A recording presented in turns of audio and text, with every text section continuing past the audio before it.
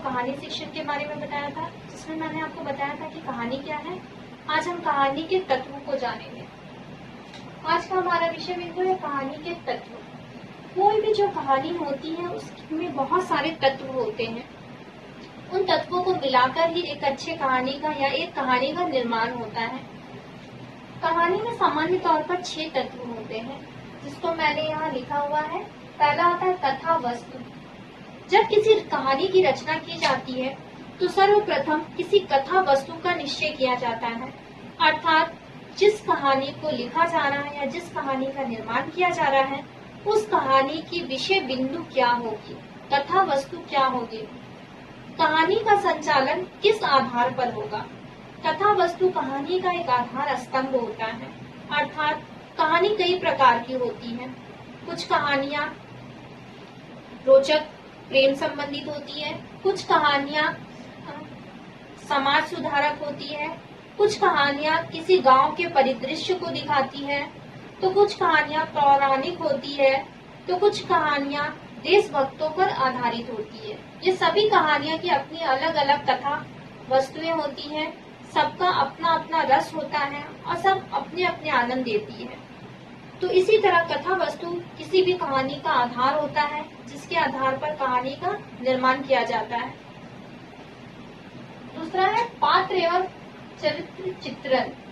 पात्र कहानी के दूसरे महत्वपूर्ण जो तत्व होता है वो पात्र ही होता है, क्योंकि पात्र ही कहानी को आगे ले जाता है और संपूर्ण कथा को कहानी को हमें सुनाता है। तो पात्र भी किसी कहानी के लिए होना आवश्यक है। पात्र ही हमें कहानी में दिशा दिखाता है, मार्गदर्शन कराता है।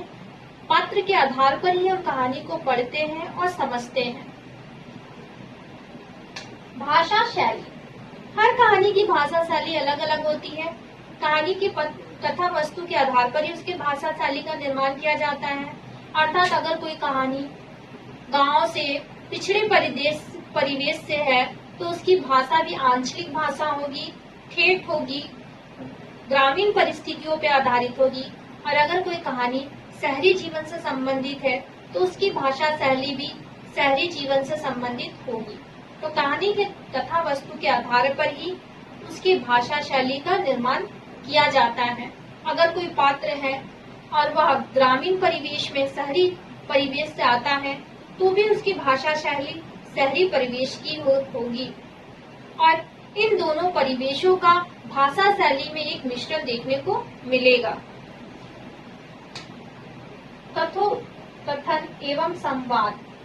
संवाद अर्थात जो बातचीत, जो पात्र हमसे बातचीत कर रहा है या पात्रों की आपस में जो बातचीत होती है वही संवाद कहलाता है। संवाद के माध्यम से हम समझ पाते हैं कि कहानी में पात्र एक दूसरे को क्या कहना चाह रहे हैं और उसके भावों को हम समझ पाते हैं संवाद के जरिए।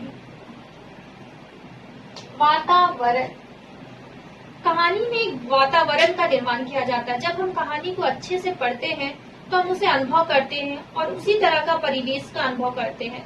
अर्थात अगर कोई कहानी ग्रामीण परिवेश की है तो उसमें संपूर्ण वातावरण ऐसा निर्माण किया जाता है जो ग्रामीण परिवेश का हो, और यदि कोई कहानी शहरी या आधुनिक परिवेश की है तो उसका वातावरण संपूर्ण उस तरह से ही रचित किया जाता है। जब हम कहानी को पढ़ते हैं आनंद पूर्वक तो हम उस वातावरण को अनुभव करने लगते हैं, महसूस करने लगते हैं। उद्देश्य, हर कहानी के पीछे कोई ना कोई उद्देश्य होता है।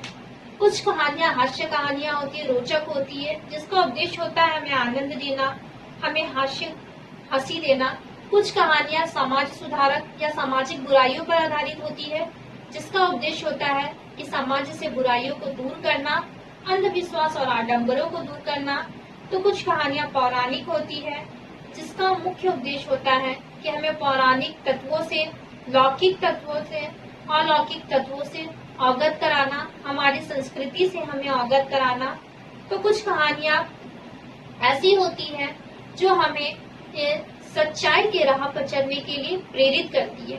कुछ कहानियां देशभक्तों से भी जुड़ी होती है, महान व्यक्तित्ववादियों से भी जुड़ी होती है, जो हमारा चारित्रिक और नैतिक विकास करने के उद्देश्य से लिखी जाती है।